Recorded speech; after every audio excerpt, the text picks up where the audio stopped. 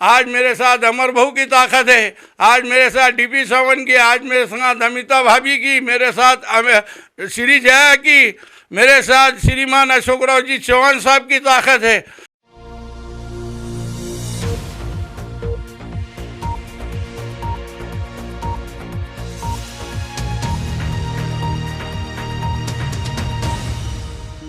सबसे पहले तो मैं हिंदू भाइयों को नमस्ते और मुसलमान भाइयों को अस्सलाम वालेकुम कहता हूँ कि मेरा मकसद ये था कि मैं जो भारतीय जनता पार्टी के जो कामों को देख रहा था कि नांदेड़ शहर में या ऑल इंडिया में तो जो काम हो रहे हैं उस कामों के ऊपर मेरी बारीकी से नज़र चल रही थी और मैं कि बीजेपी में प्रवेश हुए, बीजेपी जो काम कर रही है वो काम नंबर 1 का काम हो रहा है ऑल इंडिया के अंदर। पर जो है कांग्रेस ने 70 सालों में कुछ भी नहीं दी हमको।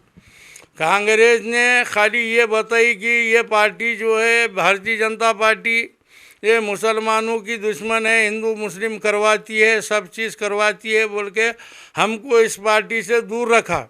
क्योंकि आप पूरे हिंदुस्तान लेवल के ऊपर क्या बोलते तो अपनी नज़र को दौड़ाओ भारतीय जनता पार्टी के कामों को, नरेंद्र मोदी के कामों को, जो देश के पंतप्रधान हैं उन्होंने जो है मेरे नज़रों में सेकुलरिज्म कांग्रेस नहीं है, सेकुलरिज्म तो भारतीय जनता पार्टी है। क्योंकि उसको खाली हम लोगों को डराया गया, दबाया गया कि उसका डर दिखा के वोट लिए गए। ये सारे चीज़ें जब मैं भारतीय जनता पार्टी में गया और जब पूरे मीटिंगों में क्या बोलते तो मैं अटेंड हो रहा हूँ, मीटिंग अटेंड करने के बाद तमाम चीज़ें जो है मेरे सामने आ रही है। हर चीज़ कोई भी किसी के मज़हब के लिए कोई बात नहीं होती, वहाँ सभी की पार्टी है। ये हिंदू की भी है, मुस्लिम की भी है, सिख की भी है, ईसाई की है, हर एक की पार्टी है ये। और ये जो है भारतीय जनता पार्टी ये कोई जैसा कि बताया जाता था ये हिंदू पक्ष के लोगों की पार्टी है, ऐसा कुछ भी नहीं है।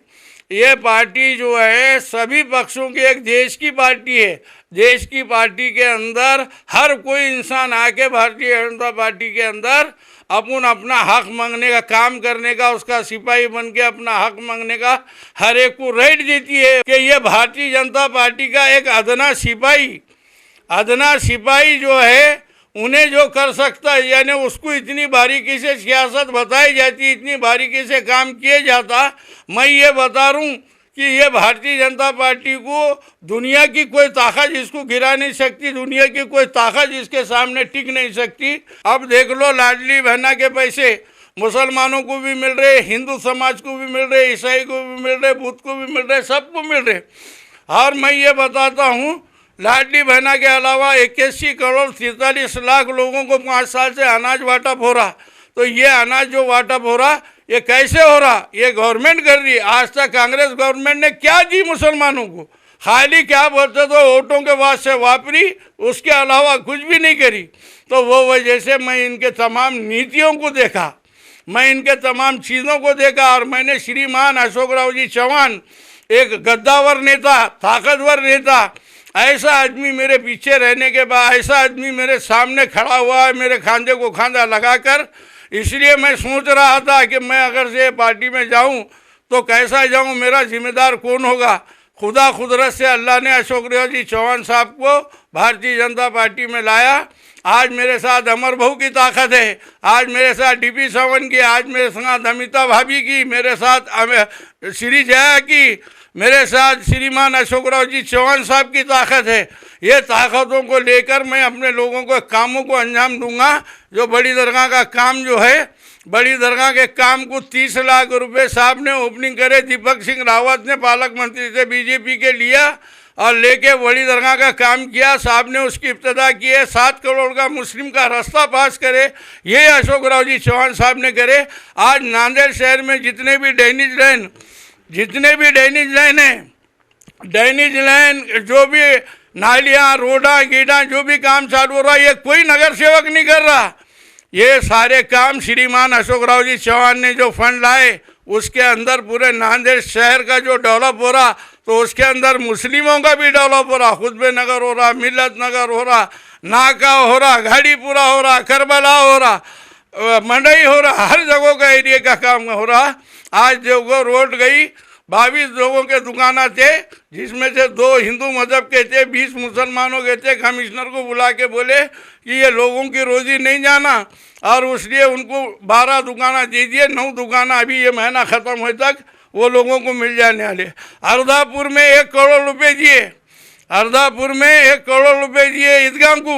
ये अशोक राव की नीति। और मुदखेड़ के अंदर कल भाभी की बच्ची श्री जया चौहान नामदार वहाँ गई, तुम्हारे न्यूज़ के ऊपर क्या बोलते तो मैंने देखा, तो साहब के नज़रों में साहब हिंदू मुस्लिम कुछ करने वाला नहीं है। साहब कने हिंदू समाज भी उतना ही, साहब कने मुस्लिम समाज भी उतना ही, हर एक उत्साह है। हमको हमारे जहनियत को बदलना पड़ेगा, हमको हमारी सोच को बदलना पड़ेगा। हमारी सोच अगर से बदली तो हम क्या बोलते तो उसके अंदर इनके साथ रहते हुए अपने जितने भी कामें हैं वो तमाम कामों को मनवा के लेंगे। मैं और श्रीमान अशोक राव जी चौहान साहब जब तक है, जब तक नांदेड़ शहर को कोई धक्का नहीं है। और दूसरी चीज़ ये है कि आपने देखे होंगे नदी को पूरा था, और पूरा आने के बाद हज़ारों क्या बोलते तो चूहे उसमें बह जाते, सांप बह जाते। और बास के दिल में एक रहम आता, क्या आता कि भाई ये इन्हें पब्लिक की सेवा करते रहता, और क्या बोलते तो इसको क्या बोलते तो कुछ ना कुछ बना दूं। और साहब उसी नौयत से वो बाज जैसा चूहे को उठाता, उठा के नदी पार ले जाता, बचाता। तो उसी तरीके से हमारे श्रीमान अशोक राव जी चौहान हैं कि हर एक को दुनिया के अंदर से, ये नांदेड़ शहर के अंदर से निकाल कर इनको जिम्मेदार बनाए। बनाने के बाद इन्हीं के जैसा बाज ने नदी पार उस चूहे को लेके गया, छोड़ा। छोड़ने के बाद जो है वो चूहे ने क्या करा, उन्होंने एहसान करा बाज ने। तो वो चूहा क्या करता, वो बाज क्या करता, नदी पार ले आके छोड़ने के बाद बगल की गर्मी दे के उसको छोड़ता। जब छोड़ने के बाद अपना उड़ने करता तो उसको पर ही नहीं रहते, पर ही नहीं दिखते। तो उन्हें सोचता है कि यार मैंने तो एहसान करा था और इन्होंने एहसान का सिला क्या दिया, मेरे एक बार काट दिया बगल में रह के। तो उसी तरीके से साहब ने जो है कि नहीं, तो जब वो गर्मी दे के उनको है कि नहीं उस काबिल बनाता कि भाई इनको जो डूब गए थे मैं निकाल के गर्मी दिया, और देने के बाद ये लोगों ने क्या बोलते तो मेरे ही पर काट दिए। तो उसी तरीके से इन्हें एक परिंदा आके बोलता, ए बास तू इतना होशियार, इतना चालाक, सब चीज़ होने के बाद तूने एहसान करा, और एहसान ऐसे इंसानों पे करा जो चूहे के काबिल है। और जो है तू शेर पे एहसान करके देख शेर क्या करता। तो अब अशोक राव जी चौहान साहब को ये समझ में आ गया कि चूहों पे एहसान करना छोड़ दिए, अब शेरों पे एहसान करके पार्टी को, संगठन को मजबूत कर रहे। और मैं अपने सच्चे दिल से उनके पार्टी के नाते से डीपी सावंत साहब का, श्रीमान अमर राजूरकर साहब, भाभी अमिता चौहान, श्री जया और मेरे माजी मुख्यमंत्री अशोक राव जी चौहान साहब, उनका तहे दिल से क्या बोलते तो आभारी हूँ कि मैं मुझ सके गरीब को, उनके ने पैसे वाले की कोई ज़रूरत नहीं है, उनके कहने काम करने वाले की इज्जत है। मुझ जैसे गरीब को इतनी बड़ी पदवी से उन्होंने नवाजे। मैं उनका सच्चे दिल से और मेरे परिवार के, मेरे वार्ड के लोगों के तरफ से तहे दिल से मुबारकबाद देता हूँ। जय हिंद, जय महाराष्ट्र।